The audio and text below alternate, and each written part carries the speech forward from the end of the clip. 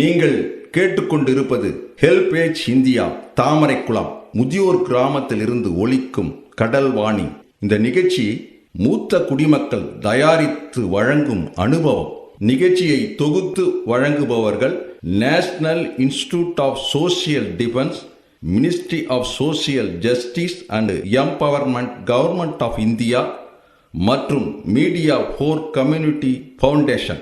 நிகழ்ச்சியின் கருத்தாக்கம் national coordinator Thiru doctor R Sridhar, principal coordinator Thiru Alok Verma, project coordinator miss Kausalya, miss Sai Sudha, miss Pooja Murada.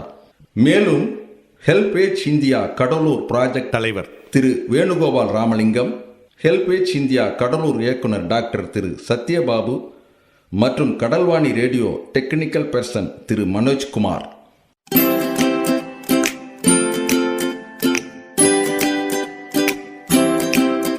தந்தர்த்தம் என்று சொல்லியே வில்லினில் பாட, ஆமா வில்லினில் பாட, வந்துடுச்சு கடல்வாணியே, வந்துருச்சு கடல்வாணியே.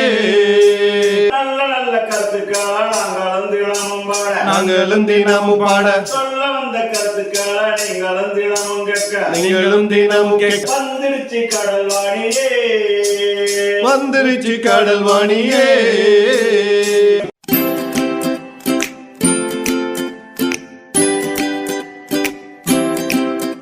அன்பிற்குரிய பெரியோர்களே, அருமை தாய்மார்களே, நம்முடைய அனுபவ நிகழ்ச்சியின் மூலமாக கடல்வாணியிலிருந்து நம்முடைய விருத்தாம்பாள் பாட்டி சுயநலம் என்ற அருமையான கதையை உங்களோடு பகிர்ந்து கொள்ளவிருக்கின்றார்கள். அவர்களை அனுபவ நிகழ்ச்சியின் சார்பாக நான் வருக வருகை என்று வரவேற்கின்றேன். இதோ உங்களுக்காக. வணக்கம்மா. எனக்கு 66 வயசாகுது. என் பேர் விருத்தாம்பாள். இப்போது நான் சுயநலத்துக்காக வாழக்கூடாது, கொஞ்சம் பிரத்தியாருக்கு கொடுத்து பிறருக்கு உதவணுன்றதை பற்றி நாங்கள் அந்த கதையை பேச போகிறோம். இந்த கதையை எடுத்து சொல்கிறோம். ஒரு ஊரில் ஒரு கண்ணனும் அர்ஜுனனும் இருந்தாங்க. அவங்க என்ன பண்ணாங்க, பொற்காசுகள், நிறைய பொற்காசுகள் மூட்டையை எடுத்துக்கின்னு இல்லாதவங்களுக்கெல்லாம் கொடுத்து உதவுறதுக்காக தெரு தெருவாக போனாங்க. அப்போ போகும்போது கொடுத்துட்டு வரும்போது ஒரு பெரியவர் ஒருத்தர் வந்தார், முதியவர், வயசானவர். அப்பா என்னப்பா மூட்டையில் எடுத்துன்னு போகிறீங்க அப்படின்னு சொல்லிவிட்டு அவர் கேட்டார். இவங்க என்ன சொன்னாங்க, பொற்காசு, அப்போனா எனக்கு கொஞ்சம் கொடுங்க, நான் ரொம்ப வறுமையில் வாடுறேன் அப்படின்னு சொல்லிட்டு இந்த முதியவர் சொன்னார். உடனே அவங்க என்ன சொன்னார், அர்ஜுனன், கண்ணா இவருக்கு கொஞ்சம் ஒரு கையாலே அள்ளி எவ்வளோ வருதோ கொடு அப்படின்னு சொல்லிட்டு வேலை காமிச்சார். உடனே அவர் என்ன செஞ்சார், அள்ளி கொடுத்தாரு. கொடுத்த உடனே இவர் என்ன செய்துட்டார், மனசில் நம்ம வரைக்கும் வச்சுக்குவோம், நம்ம குடும்பத்துக்கு வரைக்கும் வச்சுக்குவோம், இதை யாருக்குமே கொடுக்கக்கூடாது, இதை நாம் பயன்படுத்திக்குவோம், வேலைக்கெல்லாம் போகக்கூடாது, இதை நம்ம பத்திரமா வச்சுக்கணும்னாக்கா நம்மளுக்கு கடைசி வரைக்கும் உதவுன்னு சொல்லிட்டு இவர் மனசுக்குள்ளே வச்சுக்கின்னு இருக்கும்போதே ஒரு திருடன் பார்த்துக்கினே இருந்தான். அதை பறித்து திருடின்னு போயிட்டான், அந்த மூட்டையை எடுத்துன்னு போயிட்டான், அந்த பொற்காசுகள் மூட்டையை. உடனே முறையிட்டார் திருப்பி அவங்கக்கிட்ட, கர்ணன்கிட்டையும் அர்ஜுன்கிட்டையும் முறையிட்டார். அப்பா நீங்கள் கொடுத்ததை ஒரு திருடன் பிடுங்கி போயிட்டான்பா, நான் என்ன செய்ய முடியும், நான் ரொம்ப வறுமையில் வாடுறேனே. சரி அப்படியா, திருப்பி இன்னொரு உதவி செய்கிறேன் அப்படின்னு சொன்னாங்க அவங்க. ரத்தனக்கல்லை இவருக்கு கொடுக்குறாங்க, நீ இதை கொண்டு கொஞ்சம் முன்னேறிக்கோ அப்படின்னு சொல்லிட்டு. திருப்பி என்ன பண்ணுறாரு இவர், அதே மாதிரி இதையும் நாம்ளே வச்சுக்குவோம் அப்படின்னு சொல்லிட்டு இவர் மனசுலையே இதையும் வச்சுக்கினார். அதையும் அவர் இன்னொருத்தர் கொடுக்கணுன்ற மனப்பான்மை அவருக்கு வரல. ரெண்டாவது டைமும் அவரே வச்சுக்கினார். வச்சுக்கும்போது அதை என்ன பண்ணுறாரு, வீட்டில் ஒரு பானையில், தண்ணி பிடிக்கிற பானையில் பர்ணை மேலே இருக்கும்போது அந்த பானையில் வச்சுட்டாரு. எடுத்துன்னு மனைவிக்கிட்டேயோ பிள்ளைங்கக்கிட்டேயோ வீட்டு குடும்பத்தில் யாருக்கிட்டையுமே சொல்லலை, பதங்க வச்சுட்டாரு. அந்த அம்மா காலையில் என்ன பண்ணாங்க, எப்பயும் போலவே குடத்தை எடுத்துக்கின்னு ஆற்றுக்கு போயிட்டாங்க, தண்ணி மொண்டுன்னு வரணுமே அதுக்காக எடுத்துன்னு போயிட்டாங்க. அந்த தண்ணி மொள்ளும்போது இவங்களும் பார்க்கல, தண்ணி மொள்ளும்போது அது ஆற்றுல விழுந்துச்சு. அந்த ரத்தனக்கல் விழுந்த உடனே இந்த அம்மா தண்ணியை பிடிச்சின்னு வீட்டுக்கு வந்துட்டாங்க. அவர் என்ன பண்ணார், வீட்டுக்கு வராரு, விவசாயத்துக்கு போயிட்டு என்ன இந்த குடத்தில் நான் ஒன்று வச்சுருந்தேனே அப்படின்னாரு. ஐயோ என்ன வச்சுருந்தீங்க, எனக்கு எதுவுமே தெரியாத, என்கிட்ட சொல்லியிருக்கலாமேன்னு இந்த அம்மா கேட்டாங்க. அப்போல்லாம் ஒன்றும் இல்லை, ரத்தினக்கல் வச்சுருந்தேன்னு கூட சொல்லவே இல்லை அந்த அம்மாக்கிட்ட. ஓட்டமாக ஓடி போய் திருப்பியும் கொடுத்தவங்கக்கிட்டே போயிட்டு, அப்பா இதையும் நான் தவறு அடிச்சிட்டேன், நான் ரொம்ப வறுமையில் வாடுறேன், என்னை நினச்சி பாருங்கப்பா அப்படின்னு சொல்லிட்டு சொன்னார். இவர் தான் எப்போ பார்த்தாலுமே தனக்குன்னு வாழறாரு, இதை மாதிரி வந்து பறி கொடுத்துட்றாரு. உடனே என்ன பண்ணாங்க, சரி அப்படியா அப்படின்னு சொல்லிட்டு தங்க காசு 2 தங்க காசு கொடுக்குறாங்க. உடனே இவர் என்ன பண்ணுறாரு, அப்போ தான் இவருக்கு வந்து என்ன பண்ணுது, தன்னுடைய சுயநலம் தான் இப்படிலாம் நம்மளுக்கு வந்து குடும்பத்தில் வந்து பிரச்சனை வருது, நம்ம எதையும் நினைக்காம என்ன செய்யணும் சொல்லிட்டு போய்கினே இருக்கிறாரு. நிகழ்ச்சியை தொடர்ந்து கேட்பதற்கு முன் மூத்த குடிமக்கள் அதாவது சீனியர் சிட்டிசனின் உதவிக்கான டோல் ஃப்ரீ ஹெல்ப்லைன் எண்ணை நோட் பண்ணிக்கோங்க. 145667.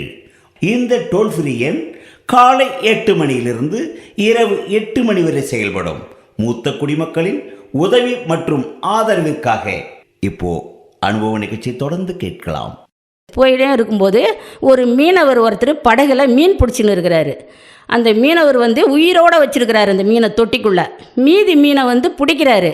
இவர் போகிறாரு இங்கேருந்து, எப்பா இந்த உயிர் மீனுங்களை எனக்கு கொடு, இதை மாதிரி நான் இந்த காசை கொடுக்குறேன் அப்படின்னு சொல்லிட்டு அவர் சொல்கிறாரு. எப்படி உங்ககிட்ட உயிர் மீனை நான் கொடுக்க முடியும், இந்த மீனை வாங்கின்னு போங்க, பதார்த்தத்துக்கு ஆகும்னு சொல்லிட்டு அவர் சொல்கிறார். இல்லைப்பா எனக்கு இந்த மீனை கொடுத்தீங்கன்னாக்கா தான் நல்லதுன்னு சொல்லிட்டு இந்த 2 மீனையும் இவர் வாங்கிக்கினார். உயிரோட தொட்டிக்குள்ளே இருந்த மீனை வாங்கிக்கிட்டார். வாங்கி எடுத்துன்னு போய் அப்படியே அந்த இடத்துல நிற்கும்போது ஒரு மீனுடைய வாயில் வந்து அழுத்துறாரு. அதில் வந்து எதுவுமே இல்லை. இன்னொரு மீன் இருக்குதே, அந்த மீனுடைய வாயில் அழுத்தும் போது இந்த வைரக்கல் வந்து அந்த கடவாயில் வச்சுருக்குது இந்த மீன், இன்னொரு மீன். இவர் பார்த்துட்டு ஒரே குதிக்கிறாரு. குதிக்கும்போது இந்த காசு ஃபஸ்ட்டு சொன்னனே அந்த காசு திருட அவன் வரான், பின்னாடியே அந்த காசை எடுத்துக்கினே வரான், பொற்காசுகளை எடுத்துக்கினே வரான். வரும்போது என்ன பண்ணுறான் இவன், என்ன செய்கிறாங்க பார்ப்போம், ஓஹோ நம்மளை பார்த்து தான் இவங்க வந்து குதிக்கிறாங்க பழகுது, கிடச்சிச்சின்னு இவரை பார்த்து கிடச்சிச்சின்னு சொல்லவே இல்லை. இவர் வந்து இந்த கல் கிடச்சிதே அந்த கல்லை பற்றி இவர் பேசுகிறாரு. ஐயோ இந்த கல் கிடச்சிதேன்னு சொல்லிட்டு சந்தோஷத்தில் உடனே அந்த திருடம் வரான். இவங்க 2 பேர் போகிறாங்களே, அர்ஜுனனும் கண்ணனும் இவர் கூடவே போனாங்க 3வது டைம்.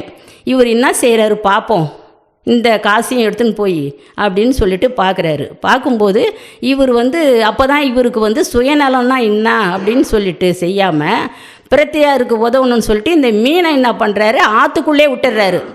இது திருப்பியும் வளர்ந்து இது பயனுள்ளதாக இருக்கட்டும் அப்படின்னு சொல்லிட்டு இவர் ஆற்றுக்குள்ளே விட்டுறாரு. அந்த திருடன் என்ன பண்ணுறான், ஏற்கனவே வச்சுருந்தான மூட்டை, அந்த பொற்காசுகள் மூட்டையை வந்து இவர்கிட்டே கொடுத்துட்றான். இவர்கிட்டே கொடுத்த உடனே சந்தோஷமாயிட்டு எல்லாரும் கும்பலாக போயிட்டு ஒரு சந்தோஷத்திலேயே வீட்டுக்கு போகிறாங்க. அதுக்காக கொஞ்சம் நம்மளுக்கு எந்த வருமானம் வருதோ, நம்ம கஷ்டாலியாக இருந்தாலும் கொஞ்சமாவது அவங்களுக்கு நம்மளுக்கு ஒரு 100 ரூபாய் கிடைக்குது, அந்த 100 ரூபாயில் ஒருத்தருக்கு 10 ரூபாய் கொடுத்து உதவுறது தான் நம்மளுக்கு நல்ல மனப்பான்மை. இந்த சுயநலமாக வாழறது தவறு அப்படின்னு சொல்லிட்டு இந்த கதையில் சொல்கிறேன். எனக்கு வந்து ஒரு 1000 ரூபாய் தான் வருது, இந்த முதியோர் காசு எனக்கு ஒரு 1000 ரூபாய் தான் வருது மாதத்தில். நான் வாங்கின்னு வரும்போதே 2 பேருக்கு கொடுப்பேன், 50 ரூபாய் கொடுப்பேன். அவங்க முகத்தில் இருக்கிற சந்தோஷம் பாருங்கள். நான் கொடுத்தது 50 ரூபாய் தான், எனக்கு வர்றது 1000 ரூபாய் தான். என்னை பற்றி நான் கவலையே பட மாட்டேன் எப்பயுமே. சரி, சின்னதுலேருந்தே நான் பெருமை பேசலை, சின்னதுலேருந்தே சரி நான் பெருமையாகவே எதுவுமே சொல்ல மாட்டேன். என்னுடைய எது கையில் இருக்குதோ அதை இந்தாம்மா இந்த சேலை நல்லா இருக்குது என்கிட்ட கொடுத்துன்னு சொன்னால் நான் கொடுத்துருவேன், அது எப்படியேப்பட்டவங்களாக இருந்தாலும் சரி. அதே போல் இங்கே வந்து நான் முதியோர் இல்லத்தில் நல்ல மனப்பான்மையோட நல்ல வாழ்க்கை நடத்துகிறேன். இன்றைக்கி அந்த 1000 ரூபாய் நம்மளுக்கு வந்துடுது, நாளைக்கு அந்த 50 ரூபாய் நம்ம வச்சுருந்தா நம்ம ரொம்ப நாளைக்கு எதனா வாங்கி சாப்பிட்லாம், இல்லை இன்னும் உதவலாம் அப்படின்னு சொல்லிட்டு நான் நினச்சது கிடையாதுமா. அவங்க சொல்லும்போது சொல்லுவேன், இன்றைக்கி நான் 50 ரூபாய் கொடுத்தேன்னாக்கா எனக்கு நாளைக்கு வந்து 500 ரூபாய் கூட வருங்க, எனக்கு கடவுள் துணை செய்வார், எங்கள் அண்ணன் அனுப்புவார், அக்கா அனுப்புவாங்க, எனக்கு கவலை கிடையாது. என்னம்மா இப்படி சொல்கிற இந்த காலத்தில் அப்படின்னு சொல்லிட்டு என்னை கேட்குறவங்க நிறைய பேர் இருக்காங்க. நான் முடிச்சுக்கிறேம்மா இதோட. நன்றி, வணக்கம்.